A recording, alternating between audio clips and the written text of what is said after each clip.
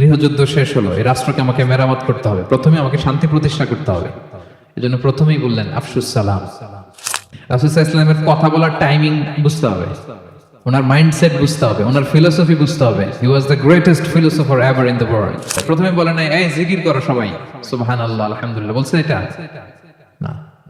প্রথমে বলে নাই এই মেয়েরা সবাই পর্দা করো, মাথায় কাপড় দাও, বলছে? প্রথমেই বলেছেন শান্তির পয়গাম পৌঁছে দাও। উনি সবেমাত্র মদিনায় আসলেন, মদিনার একটা ভঙ্গুর রাষ্ট্র ব্যবস্থাকে উনি মেরামত করবেন, সংস্কার করবেন।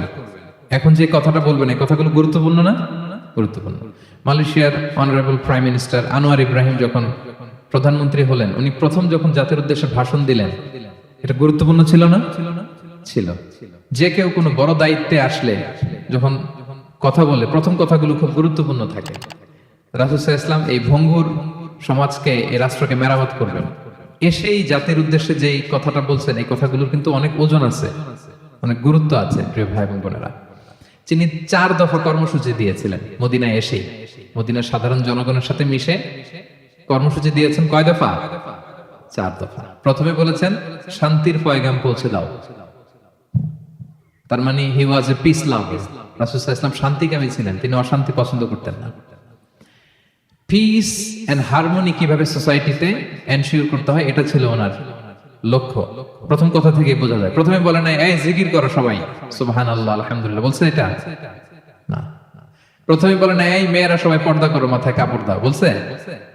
প্রথমেই বলেছেন শান্তির পয়গাম পৌঁছে দাও। সুবহানাল্লাহ।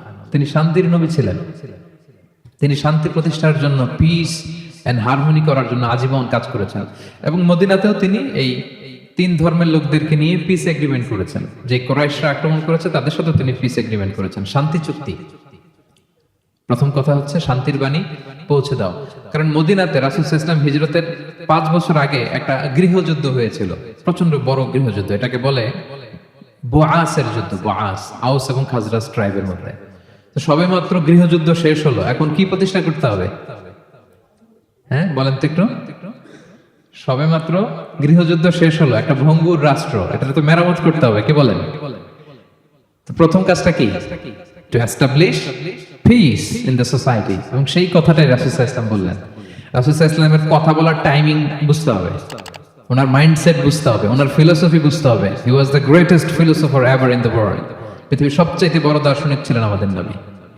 তিনি কোনো কথা এলোপাথারি আন্দাজে বলে দেয় না, একটা বড় এইম রেখে। গৃহযুদ্ধ শেষ হলো, এই রাষ্ট্রকে আমাকে মেরামত করতে হবে, প্রথমে আমাকে শান্তি প্রতিষ্ঠা করতে হবে। এই জন্য প্রথমেই বললেন আফসুস সালাম। আফসুস সালাম, শান্তির পয়গাম পৌঁছাও। যুদ্ধ, বিগ্রহ, বিশৃঙ্খলা, chaos in the society, এগুলোকে থামিয়ে দাও। এটা ছিল প্রথম মেসেজ। তারপর কি বললেন? ওয়া আত'ইমুত তাআম, মানুষকে খাবার খাওয়াও, ফুড শেয়ার করো। এটা সিম্পলি শুধু খাবার খাওয়ানো বুঝলে হবে না, খাদ্য সংকট দূর করো। খাদ্যদ্রব্য মানুষের নাগালে নিয়ে আসো, মানুষের ঘরে ঘরে খাবার পৌঁছে দাও। কারণ আগে তো পেট ঠিক থাকতে হবে, কি বলেন? বাংলা একটা কথা বলে যে পেটে খেলে পিঠে সয়। এবং আরবরা একটা কথা বলে যে এইখানে পৌঁছার আগে তোমাকে এইখানে পৌঁছতে হবে। মানে কারো হৃদয়ে পৌঁছতে হলে আগে কোথায় পৌঁছতে হয়? পেটে পৌঁছতে হয়। তো রাসূল সাল্লাল্লাহু আলাইহি ওয়াসাল্লাম শান্তির কথা বলার পরপরই বললেন যে আগে খাদ্য সমস্যা দূর করো, খাদ্য সংকট দূর করো। এই যে আমাদের বাংলাদেশে এখন একটা খাদ্য সংকট যাচ্ছে না, এটা কিন্তু অনেক বড় ধরনের সমস্যা। খাদ্য ঠিক, ফুড আইটেম ঠিক, তো সব ঠিক। রাসূল সাল্লাল্লাহু আলাইহি ওয়াসাল্লাম বললেন খাদ্যের সংকট দূর করো, ঘরে ঘরে খাবার পৌঁছে দাও। The vulnerable people of the society, তাদের প্রতি টেক কেয়ার করো, লুক আফটার করো, অনাহারের মুখে খাবার পৌঁছে দাও। এটা ছিল দ্বিতীয় কর্মসূচি।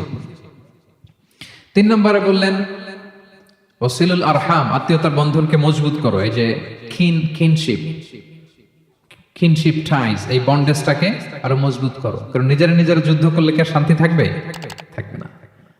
আত্মীয়তার বন্ধনকে মজবুত করো। সব শেষে বললেন নামাজের কথা। আমরা কারোর সাথে দেখা হইলে প্রথমে কি বলি? আগেই বলি নামাজ করেন, দাড়িটারে লম্বা করেন, মাথায় একটা টুপি দেন, বোরকা পরেন। এই কঠিন কঠিন কথা বলে আমরা মানুষকে দিন থেকে ভাগাই।